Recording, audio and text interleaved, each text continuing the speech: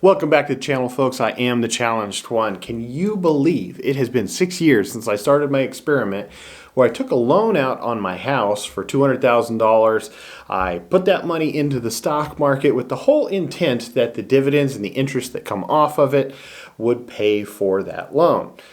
It's been 6 years at this point, so let's see what's happened. The mortgage I took out was a 30-year term fixed rate at 3.125%.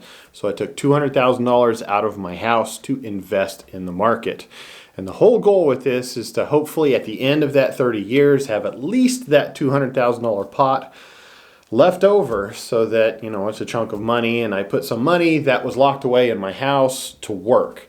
So is it working?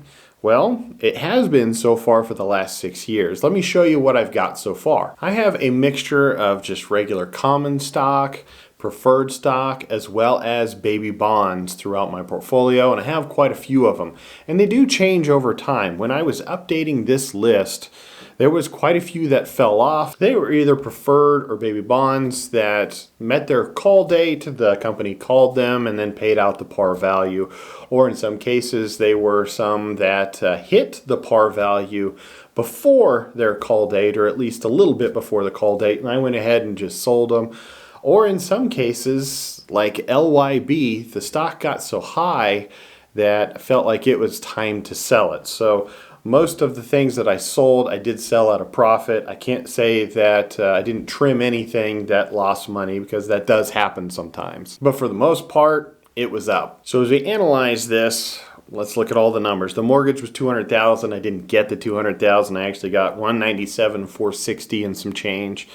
So since then, again, this has been over 6 years, I've had it all invested. And the real question is, do I have more invested now than I did before? Because realistically, I should make above what my interest and principal payment is on that loan. So the total invested today is $209,210, which is a 106% of that $200,000, which is actually down just slightly from where it was the last time that I made a video. It was 106.2% or something like that.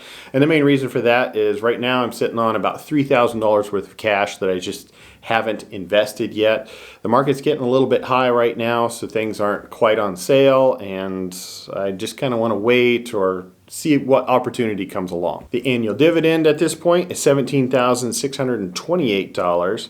The monthly mortgage is $856.75. So if we divide out that annual dividend, make it a monthly dividend, it's $1,469, which represents 171.5% of that mortgage. So I am making above and beyond the mortgage. Now, of course, I do have to pay taxes every year, so I pull out a couple $1,000s out of this account to account for that as well. But I am making more than that mortgage payment, and I'm making on top of what that tax payment is as well. So everything else just gets reinvested. Now we'll look at the next chart and see what it says over time. So the portfolio value over time has been going up. And as of now, it's the most that it's ever been at $244,080. And of course, the whole market is up at the moment, so it probably should be up. Can it go down? Of course. But right now it's way up. The mortgage due, thankfully, that's a fixed rate mortgage, so that sucker comes down all the time. I owe $174,243. As you can see with the annual dividend, it has also gone up, even on just a little bit over the year, to $17,628. So it is consistently going up at this point. When I was updating this list, I had to go through and just kind of refigure out what all of the dividends and the rates and everything was. And there was a lot of them that did raise their dividend over time. Obviously, the things like the bonds and the preferreds, they don't change it over time unless it gets beyond its call date, and then it goes from fixed to float. But that's not all that terribly often. The rest of them, like Pepsi and Coca-Cola and 3M and Johnson & Johnson, they can move their dividends over time. And in a lot of cases, they raise them. There were a few of them, though, that did lower them. But overall, we don't put all of our marbles in one basket.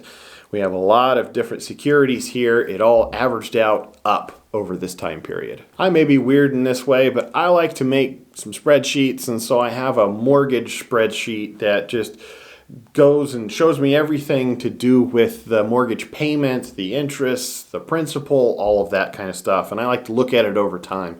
And at this point, it's almost 6 years. So next month will actually be 6 years. But we're basically 6 years into this thing, and it's starting to accelerate. Obviously, the interest that I pay over time every single month goes down by a little over $1.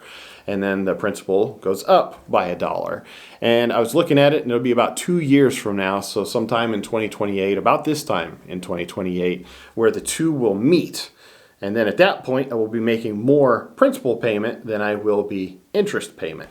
And it gets even more fun as time goes on. You spend that first 10 years just paying lots and lots and lots of interest. After that point, it starts to get pretty interesting. The amount that you owe keeps going down faster and faster, and the amount that you pay in interest goes down also. So it's just kind of fun to look at over time. Of course, that's just how fixed rate stuff goes.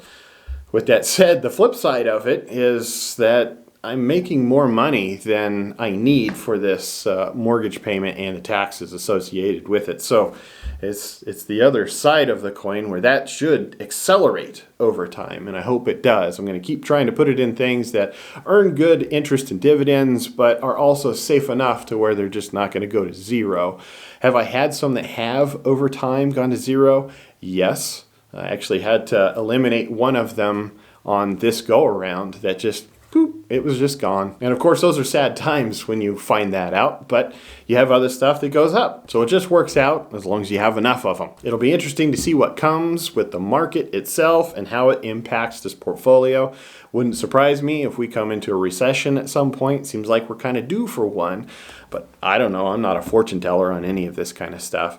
I'd like to see, though, what it would do to something like this. Obviously, anything that I get above and beyond, if we are within a recession, means that the prices of stuff have come down, and then I can buy more of it. This is a long-term thing, so it just means that you can weather those ups and downs. It's not really about portfolio value, even though that can look kind of impressive.